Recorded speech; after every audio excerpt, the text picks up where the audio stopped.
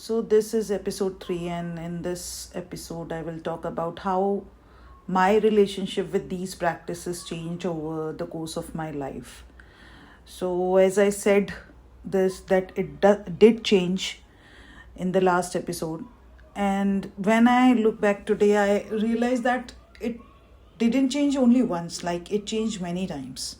And I think every phase taught me something different about these practices.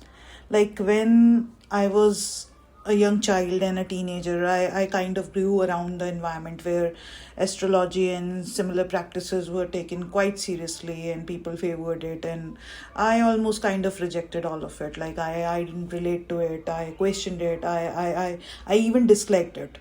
So that was my relationship with these practices when I was in that phase of life.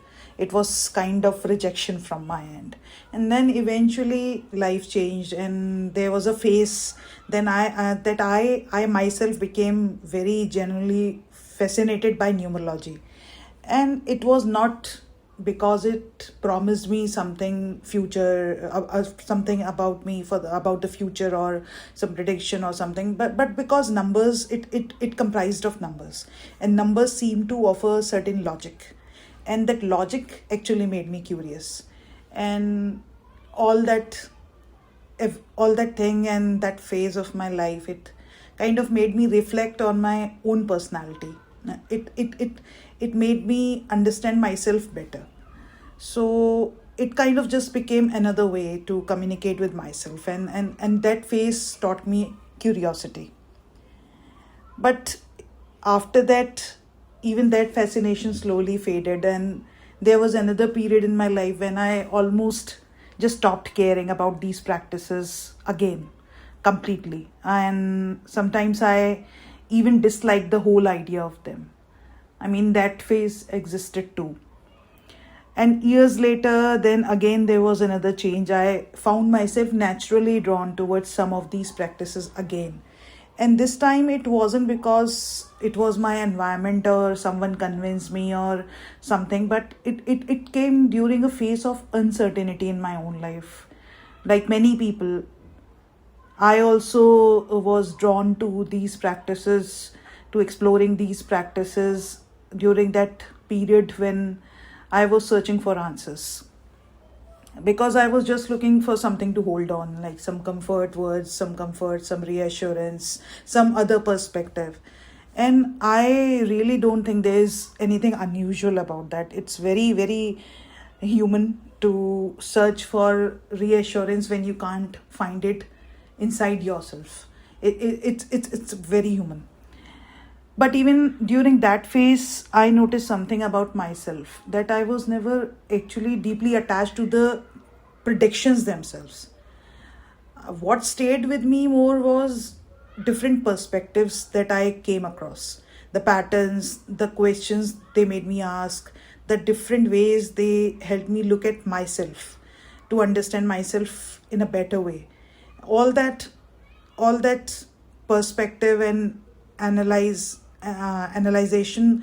that's what remained valuable for me in this phase. Over time, I also came across readers and people who never really asked others to blindly believe them. In fact, I found that many of them who are really thoughtful, they begin by saying that to believe your own intuition first. Intuition is nothing, it's your own inner voice, your own inner authority.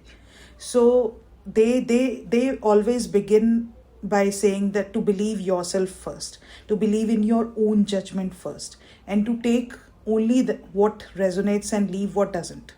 And this kind of thing stayed with me, because I realized that these were the people, the good ones. They weren't trying to replace people's inner authority, inner voice. They were actually reminding people to just return to it.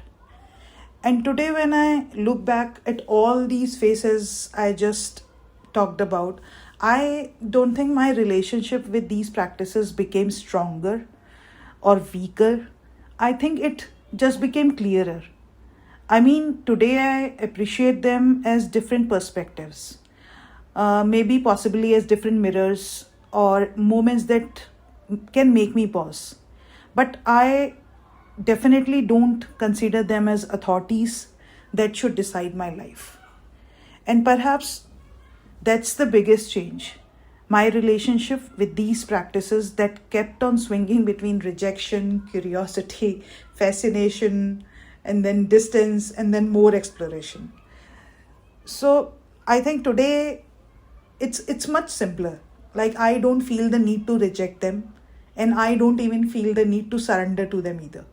I simply know the place they occupy in my own life, and that place is the place as a mirror, but never as my authority.